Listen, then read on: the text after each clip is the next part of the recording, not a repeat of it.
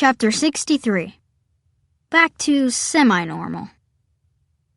After I pour my heart out to Cool Girl, I actually feel better. You think I should have done it sooner? Maybe you're right. I guess I just wasn't ready to talk about what happened. It was hard to talk. I'm glad it's over.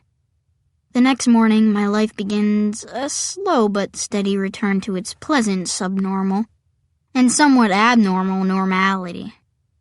After school, my buddies are the best. Gilda has put together a list of comedy concert DVDs for us to watch. All the best stand-ups, she says. You can study their moves and timing before you go on to the regionals. These can be your training films. Pearson Gaynor and I still hang out whenever we can, but now every time Gaynor does something remotely goofy, he says, "Are you gonna put that in your act?" You should, man, because it's so stupid, it'd be funny. Are you gonna put it in your act? Turns out he actually enjoys being the butt of some of my jokes. It makes me famous, he says, and girls dig famous people. Trust me on that. At home, the Smileys are acting kind of human around me, except Stevie. I think it's technically impossible for him to act human, because he isn't one. They almost, kind of occasionally, more or less get my jokes. It just takes about an hour, sometimes longer.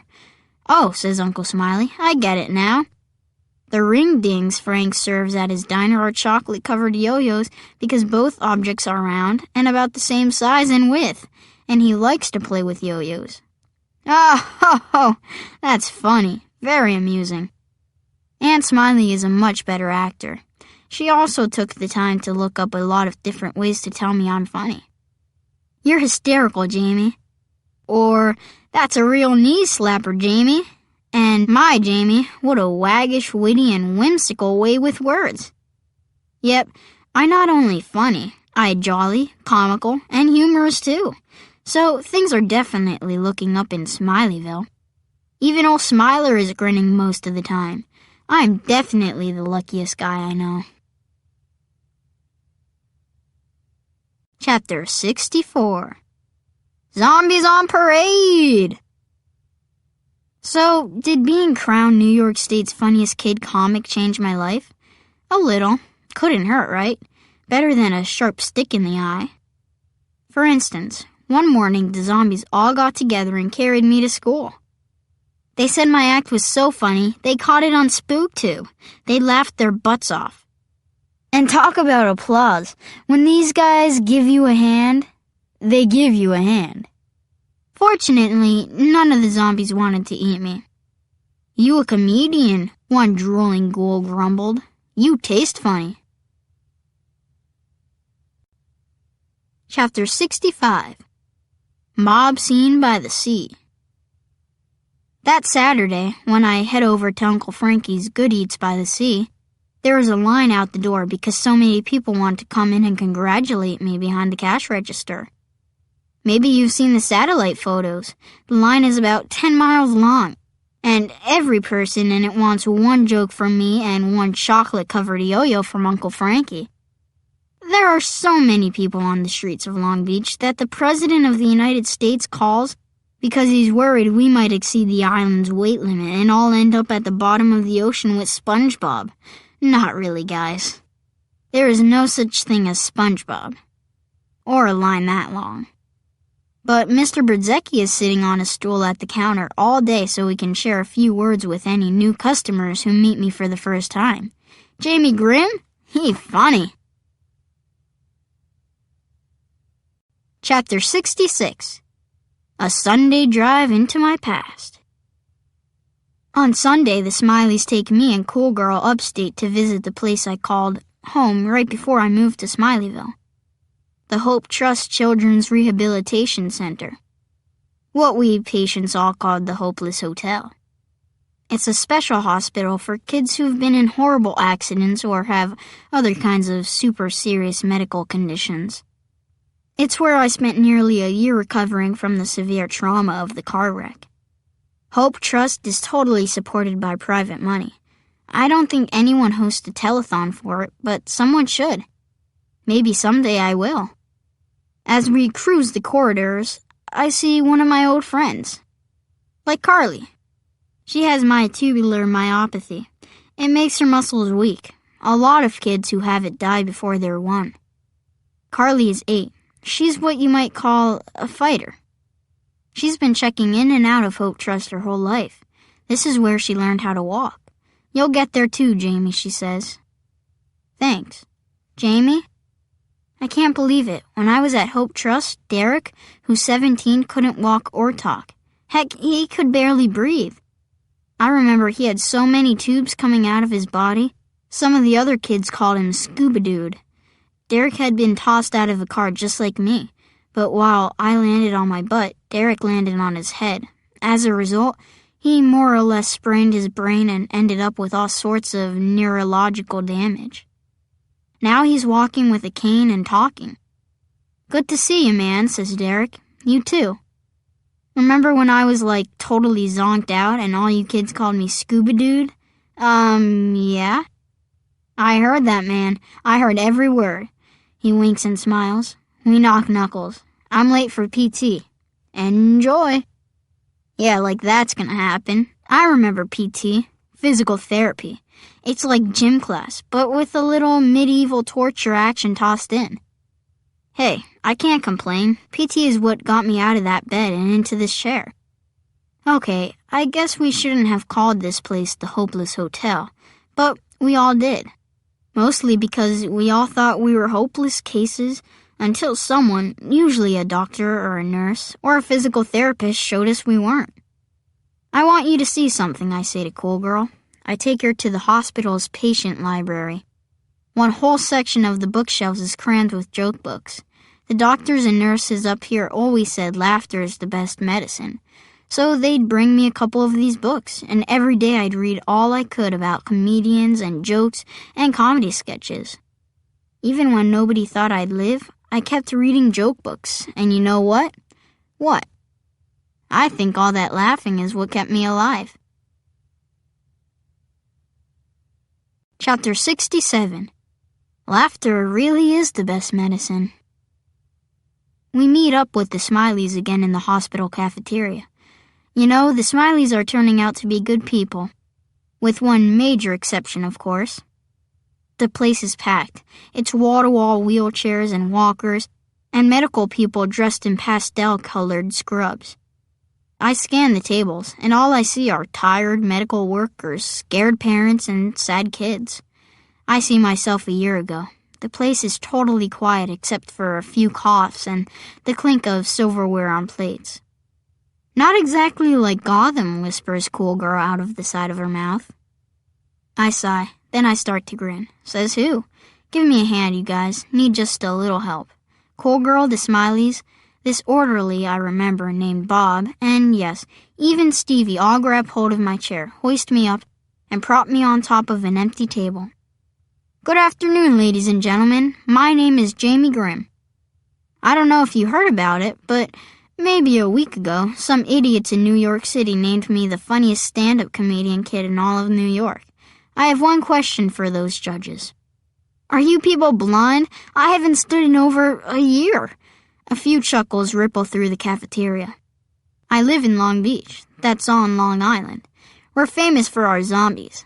The other day, I was rolling to school, and this one zombie says to his friend, Look, Meals on Wheels. Now they're laughing. I shoot Aunt Smiley a wink to thank her for the assist on my new material. I do a quick riff on Pearson Gaynor, crack a couple of booger jokes, and do a whole bit on Uncle Frankie getting his own Cooking with Yo-Yo show on the Food Network. I even have some fun with Stevie Cosgrove. Now I have him working his way up Rocky style, from boxing with goldfish to taking on tuna. And to become heavyweight champion of the undersea world, he's getting ready to whale on a whale. There's a ton more laughter, the best I've ever heard. And then I launch into a skit I've been working on in secret for a couple of weeks. I came here in the summer. Some kids go to camp, paddle canoes, and get a whistle lanyard. Not me. I came here, did PT, and got my own personal bedpan. I remember that thing was so cold. Once I asked my nurse if she stored my bedpan in the refrigerator. She said, yes, If we put it in the freezer, it tears off too much skin. A nurse in the cafeteria, one of the women who took such good care of me, is laughing so hard she's holding her sides. So, I say, do you guys still call this place the Hopeless Hotel? Yeah, a bunch of kids shout out. Others are nodding their heads. Some are clapping. Well, it is a lot like a hotel. It's got tons of rooms and a heated swimming pool, plus a very friendly staff. There are all sorts of people standing by in the lobby to carry stuff up to your rooms. They'll even carry you. This guy over here, Bob, he lifted me in and out of my bed so many times I felt like I was his personal set of dumbbells. I know he loved it when I was in that heavy plaster cast. Gave him a good workout. Really pumped up his biceps. I should have charged him a gym fee. Bob is laughing and clapping and showing everybody his bulging arm muscles. So, okay, the Hopeless Hotel is definitely a hotel. But that hopeless part? I'm not so sure about that anymore. See, earlier out in the halls, I ran into my friends, Carly and Derek. I slapped the sides of my wheelchair. I really need to find the brakes on this thing. Anyway, I ran into them, and guess what? They're both doing way better, even after a lot of people gave up on them. But not their families, not their friends, and most important, not themselves. You ever hear this old expression? When the world says, give up, hope whispers, try it one more time. Neither had I. Not until I came here, and some anonymous night nurse scribbled it on my cast, with a Sharpie. We're talking permanent ink, people. That little slogan didn't come off until the cast did. But the hope, I still got it, big time. In fact, right now I'm hoping some of you guys will help me get down off this table. Otherwise, I'm stuck up here, and I left my freezing cold bedpan at home. I wave my hand over my head. Thank you. I'm Jamie Grimm, and you've been the best audience in the world. They clap and cheer, and I know in my heart it doesn't get any better than this. This one moment, here at the Hopeless Hotel, beats everything else in my whole story. Winning the contests in Ronkonkoma and Manhattan, Saturdays at Uncle Frankie's, goofing around with Gaynor and Pierce. Yes, it even tops my first kiss. I can't explain exactly why. It just does. Chapter 68. And now a word from our tormentor. When I'm down off the cafeteria table, Stevie Cosgrove comes up to me. Guess he didn't like that whole whale on a whale routine. Do I blame him? Nah. Maybe. Well, yeah. I scrunch up my face and tighten my stomach muscles so I'm ready to take a good punch. But Stevie totally surprises me. Instead of slugging me, he puts out his hand. A little nervous, I take it. We're not friends, though, he says as we shake. Definitely not, I say. We're mortal enemies. To the death, bro. Sooner or later, you're going down. Maybe, but you know what, Stevie? What? Sooner or later, I'll get right back up again, too. Chapter 69. The road to whatever comes next. So, what happens next?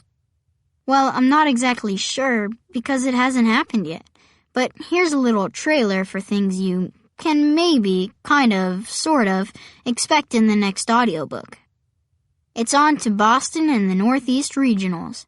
For yours truly, where, who knows, maybe I'll be up against Billy Crystal's extremely funny nephew and a hilarious wisecracking dog. Hey, who could beat a dog? I'm already sweating just making it up. Maybe in the next audiobook, Uncle Frankie will teach me how to do around the world with a yo-yo in one hand while simultaneously plopping pickles on hamburger buns with the other. What else? Let's see. Cool Girl gives me another kiss. Gilda Gold gives me a kiss. And Stevie Cosgrove socks me in the kisser. I get a congratulatory call from the president of Russia. You funny, da? He says. Da, I say. I funny. Lots of stuff like that in the next audiobook, plus a lot more jokes. If there is a next audiobook. I mean, what if I lose? What if I bomb in Boston? What if I make it to the semifinals in Las Vegas, but not all the way to Hollywood? I definitely need to think about something to fall back on besides my butt, because I don't want to break any more butt bones. Hey, maybe I could write movies for Adam Sandler. Or if laughter really is the best medicine, maybe I could become a doctor and hang out at the Hopeless Hotel. I know one thing for sure. I won't give up. Hope will keep whispering in my ear, telling me to get up and try one more time. And I will.